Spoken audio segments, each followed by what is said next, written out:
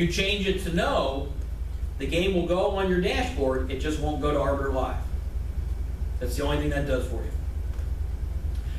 And then, oh, they finally fixed it. Whether you want to call it a league or non-league, a scrimmage or a tournament, that's up to you. But the default that I have set up is they're all league, because most of our games are league, so I just change it on the other hand. All right, facility requests. One of the things, does anybody's district use School Dude? All right, so we can skip it. If you want to use this as a facility scheduling tool, this is where you would use that. Okay, where you would have a setup time, you would have a cleanup time, and then you could actually default it to where you can have this communicated to a facility coordinator.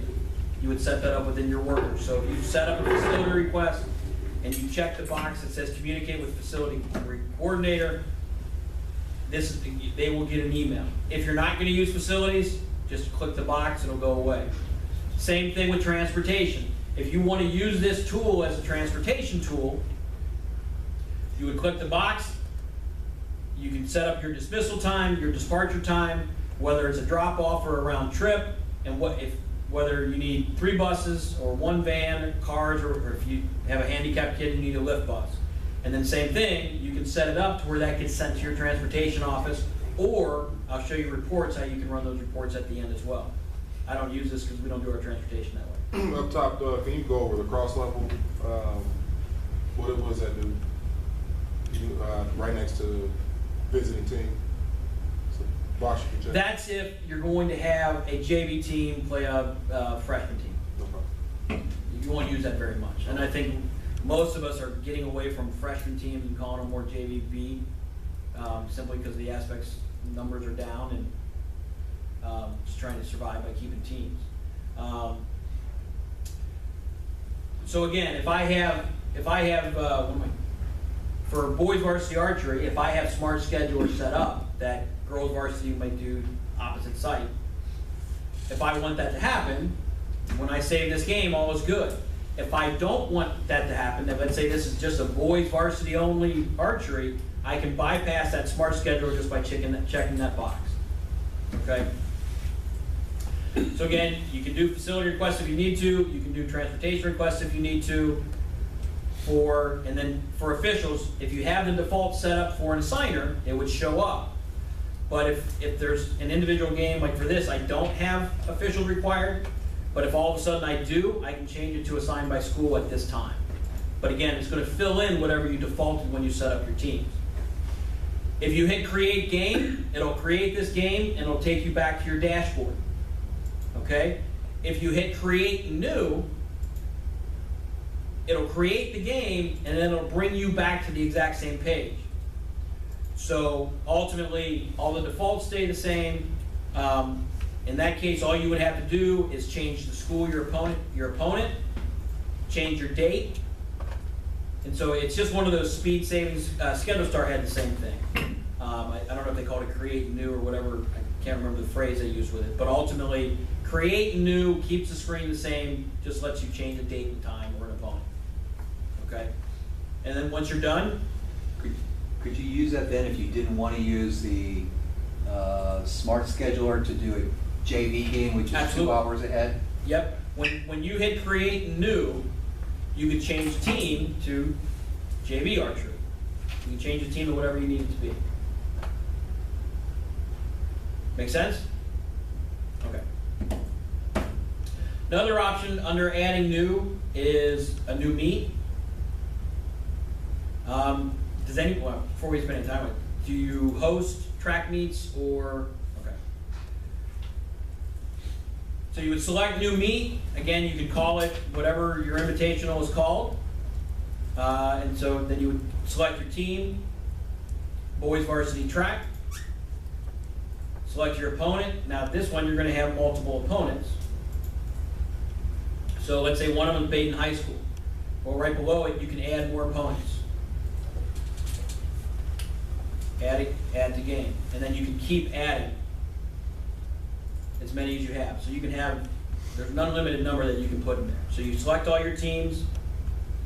Again, for track, I have the stadium set up as its site, so all that's self-filled in. I pick my date, I pick my time. I can set up the facilities if I need them. how, usually with track, there's not an assigner, so it's, probably assigned by school, and you create your meet. It's as simple as that. Over here, below where the facility is, you have contract addendum.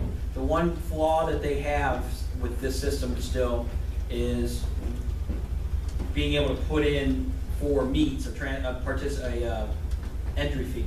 So what we've done, and everybody seems to be okay with it, is you can click on add contract addendum and you can put in their entry fee. And at least our treasurer said if she has a print screen of that, she's accepting that for payment. So that's one of the things Arbiter is working on, is being able to come up with a printable contract.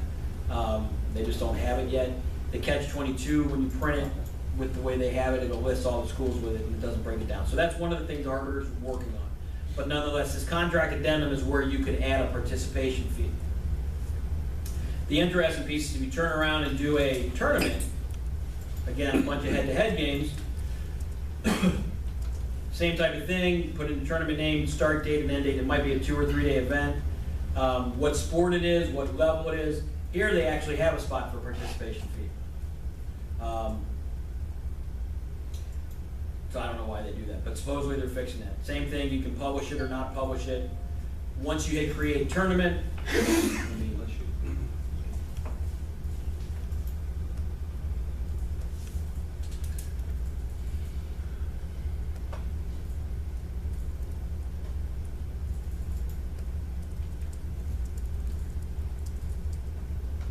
once you hit create tournament,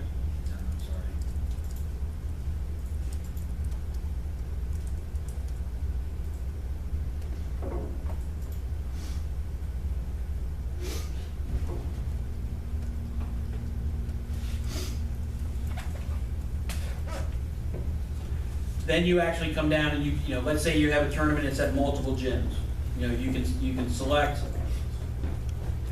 Lakota West High School, auxiliary gym, add the site. I can add another site, Lakota West High School main gym. Add the site. This is where you then invite your teams. So let's say it's a 10-team tournament, you can add your 10 teams.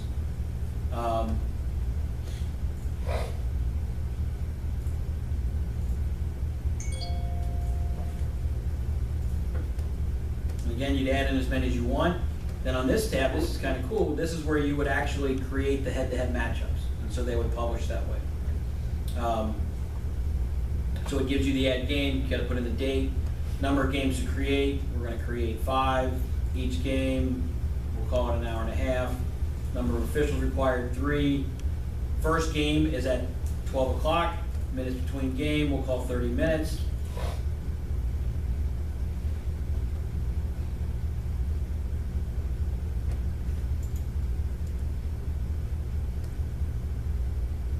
A lot.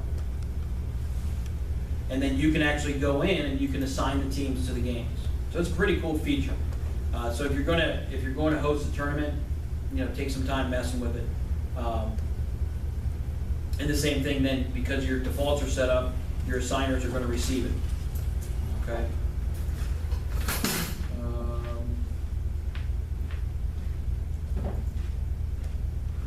All right. Any questions with entering a game? All right, now, one of the nice things that it has too, and it has the ability to import games. So if you go on adding new. Hey Scott, there's a question back here. Oh, I'm sorry. With the track meets, I guess, how you guys say you enter everything. With the track meets, you just have to wait for that other school to create that meet, or is that something that you can do? Well, and it's interesting. This fall with cross country, because I wasn't getting contracts sent or invitations from the schools. Mm-hmm. So and I'm finding it is a hurdle. I went ahead and I just created a head-to-head matchup. Like if we're going to the Centerville cross country nighttime thing, Mm-hmm. so I put in the name of the thing in optional, and I put Lakota West versus Centerville, Okay. and added it that way. Put our boys varsity cross country versus Centerville High School, and of course 2 weeks later Rob Dement deletes that and puts in his contract. So Yeah. either way it worked out fine, but that's the way I ended up solving that problem, Okay. because there are ADs that hadn't done their invitational on Arbiter yet, and I needed it to show on my schedule. So that's how I got around it. Import games, this is a nice function if you like to use spreadsheets. If you go to import games, it gives you the ability to download a template.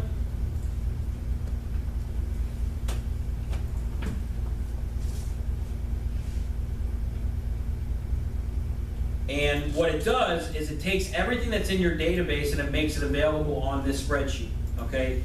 So, you enter a date, you enter a time, then when you get the team, it gives you an arrow for you to actually specifically mark which team you're going to be entering within the spreadsheet. So if it's boys varsity basketball, then I put whether it's home and away, and same thing with opponents. Everybody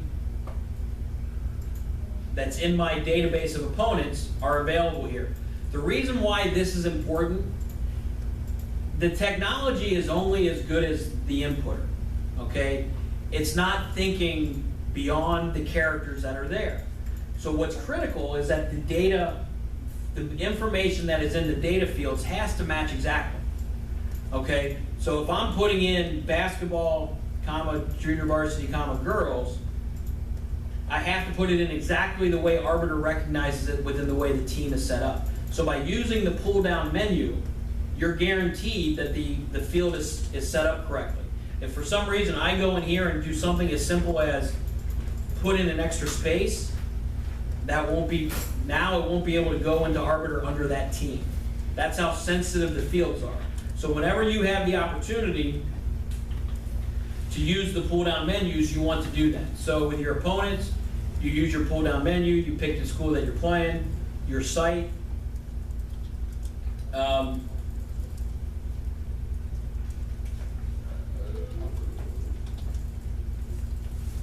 Go to West High School, auxiliary gym.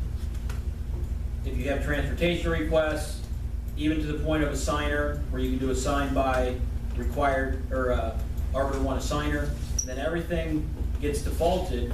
So you could put in your 10 football games into the spreadsheet, save it to your desktop, and then you would actually upload it into Arbiter, and it's done. So if you like spreadsheets, it's a quick way to do it. I did my boys soccer this way. The negative side of it is the smart scheduler doesn't attach to it when you do it this way, okay? But if you like spreadsheets and you're quick with spreadsheets, it's a really quick way to get all your information in there, okay? And then once you have the spreadsheet done, then you would actually click on Browse and attach the spreadsheet to here and then update it, and it's going to upload it. This is also the same tool. This same tool is available with students as they move to the competitive balance. More than likely you'll be able to get your student databases from your EMIS, your technology people, where what you'll do is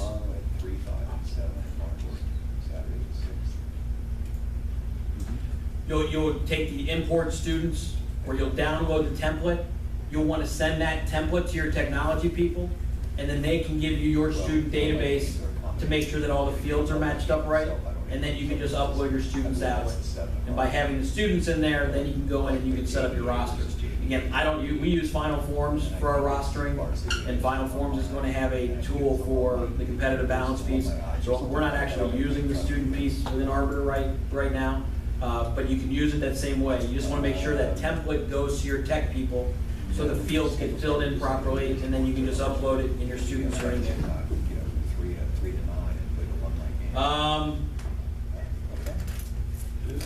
This is the tab where you upload the spreadsheet. Yes. Where is Yeah. that again? Is that? Under Add New, Okay. come down to Import Games. So you can download the template first. Once you fill in the template, then you'll browse and connect it to it and hit upload. Okay. Wouldn't that be an easier way to just enter in all your games at once? If you like spreadsheets, absolutely. Yeah. If you're not good with spreadsheets, probably not. Yeah, I love spreadsheets, so I do most of mine that way. First thing I do, I go in and I filter to see what's already in there. And then I do the spreadsheet for everything else, because I can do a spreadsheet in no time at all. But filter first, because if you do something on the spreadsheet and it's already in there, now you got a double entry. So filter first, see what's in there, so you're not putting that in the spreadsheet. So yeah, absolutely. If you're good at spreadsheets, it's a great way to do it. Create a spreadsheet for each sport. Yeah, that's what I do at least, but I'm sure you can put them in each one because you can, on the spreadsheet, hold up, on the spreadsheet, I can pick, boys varsity baseball, I can do their 26 games, I can get down here, I can switch it to boys freshman baseball, and I can do their 26 games. So you don't have to do every one on separate ones, I just like to do it, that's just me. That's whatever works for you, but, whatever fields are filled in, that's what's going to upload into the other system. But again, another reason why setup is so important, because the only teams that are going to be visible are the ones that you've set up in teams, and the only opponents that are going to be visible are the opponents that you've set up. Okay? And you can just have a discussion about if you're going to be enter all home games. Right. Okay. Good with entering games. Again, it's one of those things. I'm just trying to show you little shortcuts. As you mess with it, you'll get better at it. Students tab we talked about briefly. Again, if you're going to use the Students tab, which I think everybody probably will, I would download the template, give it to your tech people, have them fill it out. Payments, again, until you guys get set up with Arbiter Pay, it's not something to really worry about. It is a nice function when you get to Arbiter Pay. Our old, to kind of give you an idea of why we love it, our old system was an official came in, they had to fill out an invoice for service, which included a W-9. Half the time they weren't filling out a W-9, which then our treasurer's office wouldn't pay for it, so we had to send it back to the official. It was always a circle. My secretary would take the invoice for service, she'd do a requisition. Now, the assigner assigns the official, we print the voucher, they sign it, she comes back, she clicks a button, and they're paid. I mean, it really is that simple. And I know Josh is working on that with the district. It's a great system once you get to it. And it can be expanded to even game workers too, once you get comfortable with it. We talked about team sites and opponents. Officials, if you use assigners for everything, you really won't need the officials tab. The assigners will take care of it. If there are events where you assign the officials, what you want to do is you'll want to populate your officials, quite frankly, similar to the way you do your opponents. Okay? The nice thing is every Class 1, Class 2, Class 3 official that is registered with the OHSAA is in the database. Okay? You just have to pull them into your system if you use them. And again, process is the exact same with opponents. If you do your own assigning or there's an official that you use frequently, all you got to do is add official. You can search for the official by name. And again, within a certain miles of your zip code, then you can filter it. Well, maybe I already have them in there. Oh, sorry, there we go. Basketball, Class 1, within 50 miles. I already got them in there. Give me an official name that I might not know for basketball. Airs. Troublemaker. So there's Jeff Ayers. If I want to add him to my pool, simply put a check mark, and I'm done managing officials. So you can populate your pool of officials that way. But again, if you don't do any assigning, you don't have to worry about the officials tab. Workers, if you want to use the system to actually assign game workers, it's kind of a cool part. My secretary just set it up this year because she gets to deal with it, but you can actually assign workers to your game, scorekeepers, timekeepers, ticket takers. What's really cool about it is when you assign them, they get an email confirmation, which is kind of a nice twist that we hadn't had before. And what happens is when you add a new event worker, you start out by putting in their email address.